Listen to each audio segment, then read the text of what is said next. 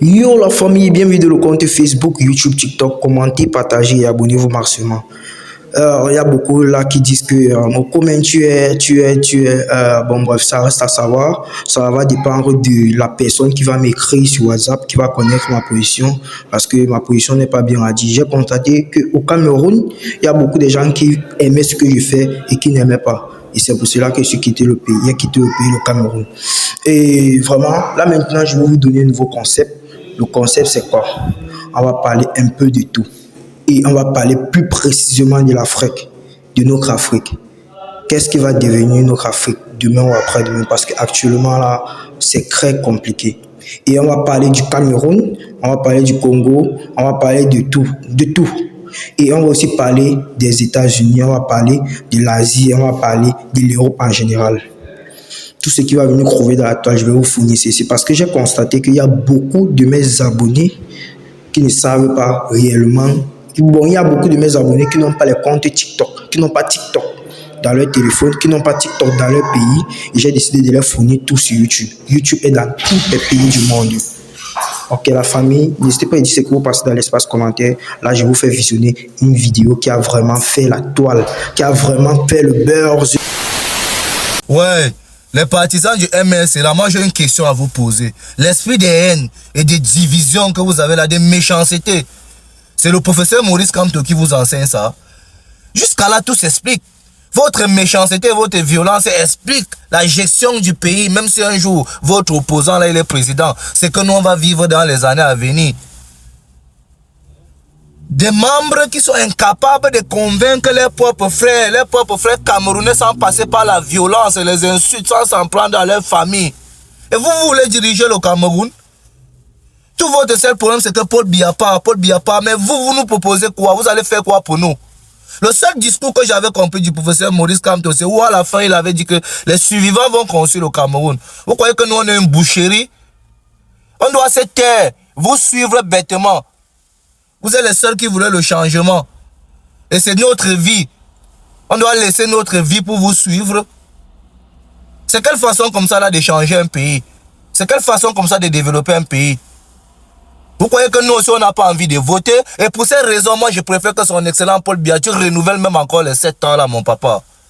Ouais, on est fatigué de la barbarie. Au lieu de nous convaincre à vous suivre, vous nous intimidez, frère. Vous nous faites des menaces. Quand tu te lèves pour poser une question sur le professeur Maurice Kamto, les gens vont sortir à gauche, à droite, t'insulter, s'en prendre même à ta famille, mais vous êtes malade dans vos têtes. Jusqu'à là, le Cameroun, c'est un pays de démocratie. Et chaque peuple est libre de voter qui il veut.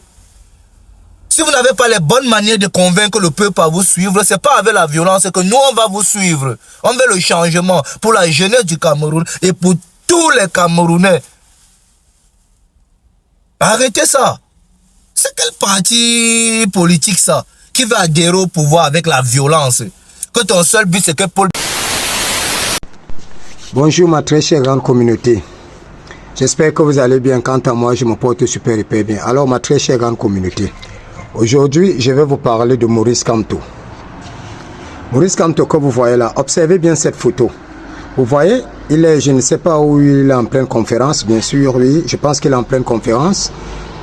Il y a derrière lui, observez bien le derrière, il y a le drapeau français, les couleurs du drapeau français, le bleu, blanc, rouge. Et à côté, il a mis les couleurs du drapeau camerounais, le vert ou jaune, avec une étoile. Alors, quand vous regardez cette photo, vous pensez à quoi? Qui est Maurice Kamto? Alors, ma très chère grande communauté, je vais vous dire, Maurice Kamto, c'est le France-Africain du Cameroun. C'est le France-Africain en âme. Il est France-Africain dans son être, dans son âme. La preuve en est, quelqu'un qui veut faire un discours, une conférence, il est Camerounais, il veut la République du Cameroun, il met le drapeau de la France derrière. Ça sous-entend quoi? Ça sous-entend qu'il est espion. Il est là pour déstabiliser le Cameroun. Il est là pour remettre le Cameroun aux mains des Français, aux mains de la France. Comme l'a fait son homologue et son idole, Alassane Dramane Ouattara de Côte d'Ivoire, qui a remis la Côte d'Ivoire à la France.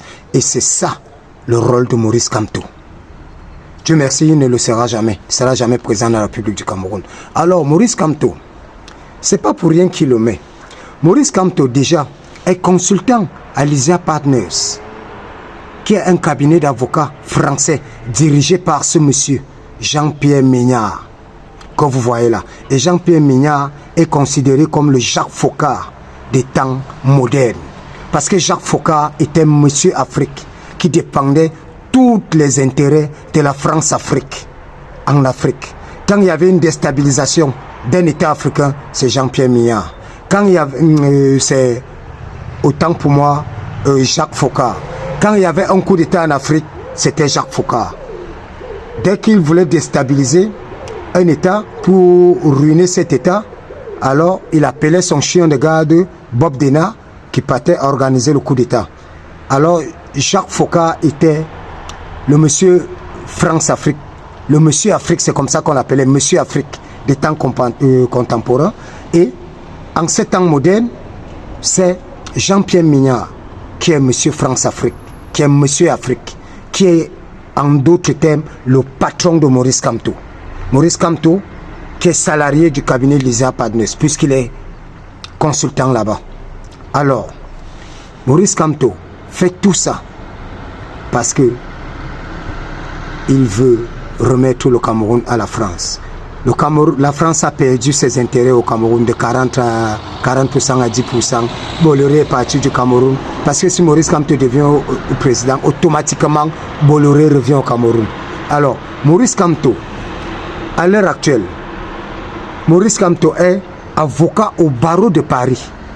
Mais ce que je ne comprends pas, c'est que tu veux être président de la République du Cameroun, mais tu es encore avocat au barreau de Paris. Ça veut dire que tu ne veux pas la rupture. Tu ne veux pas briser le joug qui nous lie avec le colon français. Tu veux encore nous remettre aux impérialistes occidentaux, la France et les États-Unis. Si tu es encore avocat au barreau de Paris et tu veux être président au Cameroun, tu n'es même pas avocat au barreau de Yaoundé. Mais tu es né au barreau du Cameroun, mais tu es avocat au barreau de Paris. Ça veut dire qu'il y a anguille sur roche. Et tu fais un discours, une conférence avec le drapeau français derrière. Mais mon grand-père me disait souvent, si tu n'as pas la sagesse, tu as les yeux pour voir. Mais mes très chers Camerounais, regardez le drapeau français. Vous ne pouvez pas être nationaliste et avoir un drapeau français quand vous faites un discours. Derrière vous, zéro. Ce qu'il nous faut, c'est un président nationaliste et un président traditionnaliste qui va venir rompre avec la France. Une rupture totale avec la France. Du genre partenariat 50-50, gagnant-gagnant. Et c'est le travail que Paul Biya est en train de faire pour laisser le Cameroun souverain, une souveraineté monétaire, une souveraineté politique, une souveraineté financière. C'est le travail de Paul Biya, mais ce n'est pas le cas avec Maurice Kamto. Il veut tout donner à la France. D'ailleurs, tout ce qu'Alassane Dramane Ouattara fait en Côte d'Ivoire, il veut faire ça au Cameroun. Comme Ouattara a construit le pont, Maurice Kamto veut construire le deuxième pont sur le Vouri. Comme Ouattara a légalisé l'homosexualité, Maurice Kamto veut légaliser l'homosexualité au Cameroun, d'où son partenariat avec Maître Alice Com. Donc, vous comprenez tout ce qui se passe avec Maurice Kamto. Lysia Partners, avocat au barreau de Paris. Il a eu tous les titres honorifiques en France. Maurice Kamto. Qu'est-ce que vous ne comprenez pas? Qui est venu sortir Maurice Kamto de prison? Ce ne sont pas les Occidentaux. Alors, d'ailleurs, l'un de ses discours où il appelle à la communauté internationale en disant que seuls les survivants vont rester gérer au Cameroun. Vous comprenez jusqu'à quel point il est prêt à sacrifier le Cameroun pour être président.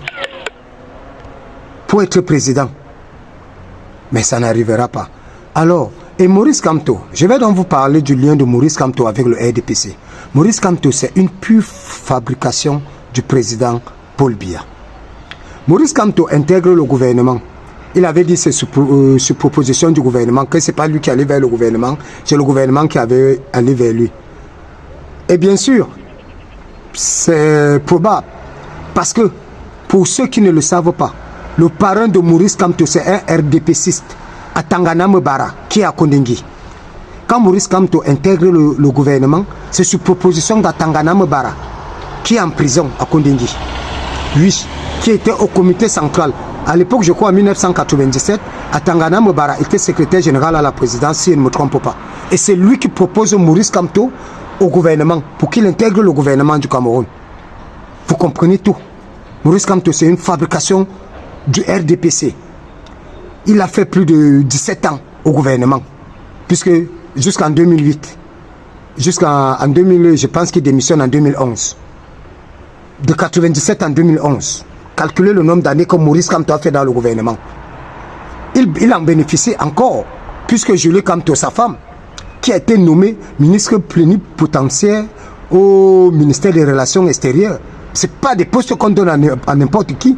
Paul Biya lui a fait confiance. Elle a été nommée inspecteur général des ambassades. C'est un poste qui était réservé aux hommes, mais Paul Biya lui a fait confiance. D'où le passeport diplomatique de Maurice Kamto. Lui et sa famille, ce sont les bienfaits du RDPC. Maurice Kamto et Paul Biya, le RDPC, c'est bonnet, blanc, blanc, bonnet. Donc toutes les embrouilles là, la France est en train de laver sa tête parce que la France a compris que Paul Biya est en train de se débarrasser d'eux. Et comme on sait que Maurice Kamto ne peut pas couper le cordon ombilical, ne veut pas couper le cordon ombilical avec la France, voilà pourquoi il faut à tout prix qu'il soit là. Donc il faut comprendre. Maurice Kamto, Julie Kamto a bénéficié des bienfaits du RDPC. Le RDPC, c'est une machine de guerre. Il n'y a pas d'opposition au Cameroun. Maurice Kamto, c'est un opposant France-africain. Il n'y a pas d'opposition. L'adversaire politique du RDPC, c'est le RDPC lui-même. Si le RDPC est un bloc, c'est une machine de guerre. Vous ne pouvez pas vaincre le RDPC. Implanté partout jusqu'au plus profond du Cameroun. Vous ne pouvez pas. Mais s'il y a des divisions internes, vous avez encore un brin de chance de vaincre le RDPC. Mais l'adversaire du RDPC, c'est le RDPC lui-même. Et non aucun parti politique. Je ne vois pas. Le PCRN de Cabral Libye, tout ça, ce sont les partis satellites qui gravitent autour du RDPC. Après, tous vont donner leur voix au RDPC avant même la fin de la campagne. Vous allez entendre que je donne mes voix au RDPC. Ce sont des partis politiques, des petits partis politiques qui gravitent autour du RDPC. Tout cela. Maurice Kamto a créé sa milice. C'est pour faire peur aux gens à la diaspora. Mais Maurice Kamto, seulement le drapeau français là va montrer aux gens qui tu es. Avec ton compatriote Jean-Pierre Minard, qui est monsieur France-Afrique. D'ailleurs, d'où le procès de Gbagbo. Vous avez mis Gbagbo en prison. Parce que partout où les intérêts de la France-Afrique sont menacés, c'est le cabinet Léger Partners. Ce collectif d'avocats. Et c'est d'ailleurs Léger Partners qui propose Maurice Kamto en 97 pour le programme de Bakassi, pour le problème de Bakassi. Quand il arrive et il se table torse que non, c'est lui, alors qu'il y avait tout un collectif de personnes. Et d'où l'héros, c'est son excellence Paul Biya pour la récupération de Bakassi. Merci beaucoup ma très chère grande communauté. Camerounais, aidez-moi à faire parvenir cette vidéo au président Paul Biya. Moi, le cancre, le chercheur de vérité, je te fais parvenir en fait mon premier message, mon président Paul Biya. En plus de 27 ans que je suis né au Cameroun, grandi au Cameroun, résident au Cameroun et presque sans emploi comme la plupart de mes frères, de mes grands frères, de mes petits frères et sœurs, je viens aujourd'hui pour t'exprimer une fois de plus mon ras-le-bol. Grand-père, c'est trop. On est fatigué. On est fatigué. Et voulant t'exprimer le fait qu'on soit fatigué de toi, voulant prendre les moyens les plus sûrs, moyens prévus par la loi camerounaise, on constate que tu veux encore nous empêcher de nous exprimer. Moi, j'ai fait une longue campagne durant un bon moment pour que la plupart des Camerounais puissent s'inscrire sur les listes électorales pour qu'ensemble on puisse aller voter pour te dire de nous libérer. Parce qu'il se pourrait que la constitution de notre pays nous laisse ce seul moyen pour pouvoir te dire d'aller te reposer. Ce seul moyen qu'en plus de 42 ans, tu n'as jamais validé pour nos parents, pour nos grands frères qui ont essayé, pour nos grandes soeurs qui ont essayé et qui aujourd'hui, la plupart sont en prison ou encore ont perdu la vie. Les rescapés sont dehors parce qu'après la prison, ils n'ont plus jamais été complet. Alors, nous, jeunes Camerounais, surtout de la JC 237, nous nous sommes décidés de suivre l'idéologie de IVS, inscription, vote et surveillance. Nous sommes passés à la première phase qui a été celle de l'inscription d'un maximum de Camerounais sur les listes électorales et dont la date limite a été prévue pour le 27 de ce mois qui arrive encore. Je profite pour attirer encore l'attention des Camerounais qui ne sont pas encore inscrits d'aller s'inscrire. Ne vous sentez pas inutile au moment où nous allons voter. Ne vous sentez pas inutile et ne vous sentez pas frustré car nous serons en train d'écrire votre histoire à votre place. Parce que non seulement nous allons voter, nous allons également suivre et défendre nos voix. Grand-père, revenons à toi. En 42 ans, tu as bloqué tout espoir et tout rêve sur l'étendue du territoire camerounais. Mais laisse-nous, grand-père, te le dire que nous, tes petits-fils, nous n'allons pas te laisser encore nous bloquer cet espoir de vouloir te pousser à aller te reposer. Parce que depuis un bon moment, nous sommes en train de réclamer les listes électorales nationales. Tu es en train de ne pas vouloir les mettre dehors. Je dis toi principalement parce que c'est toi qui as mis cet organe d'Élecam, Élection Cameroun sur place. C'est d'ailleurs toi qui décides de leur budget qui a été de plus de 3 milliards en 2024.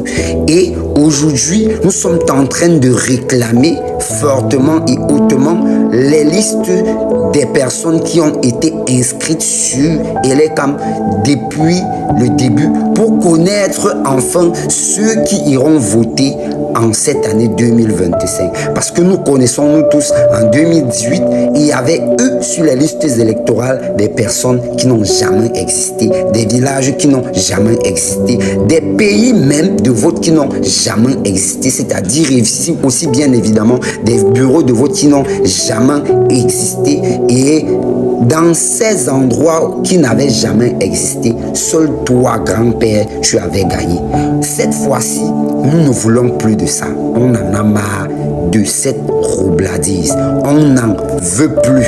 Aujourd'hui, moi, le cancre, le chercheur de vérité, je vous donne jusqu'à ce 28 pour nous sortir les listes électorales. Faute de quoi, nous, tes enfants, nous allons nous mettre dans la rue. Et comme d'habitude, tu vas encore nous mettre soit dedans, soit nous tuer. Et effectivement, on n'a pas de choix. Parce que rien dans ce pays ne nous donne d'y vivre encore avec toi à la tête. Et si tu veux continuer de bloquer les choses, de contourner les choses, c'est-à-dire de tenir le système à travers ces élections que tu comptes encore truquer en ce 2025, grand-père, ne compte pas sur nous pour rester tranquille à ce sujet. Déjà, pour l'instant, nous attendons nos listes électorales pour vérifier, bien sûr, et voir qui y est ou qui n'y est pas. S'il y a des personnes vraies, des bureaux vrais, ou alors des localités existantes là-dessus. Ça, c'est notre premier pas. Par la suite, le prochain grand point, c'est que grand-père, avant même qu'on arrive aux élections, en ce 15 mars qu'on arrive, si tu ne nous veux pas aussi ou encore dehors, ne te mets même pas sur la liste des personnes qui veulent la présidentielle. Oui, ça c'est ce que le cancre, le chercheur de vérité, est en train de te dire. On sait que toi et toute ton équipe, vous serez prêts à tout pour maintenir ça.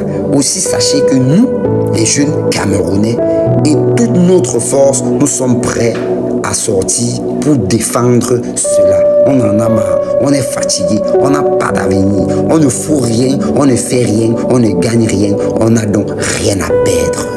C'est comme ça, c'est ça la mentalité des nouveaux jeunes Camerounais. Grand-père, laisse-nous avoir nos listes électorales nationales. Connaissant que ton régime va vouloir se faire perpétuer et au vu de tout ce qu'il nous a déjà fait subir, nous voulons le faire déguerpir à travers la voie normale.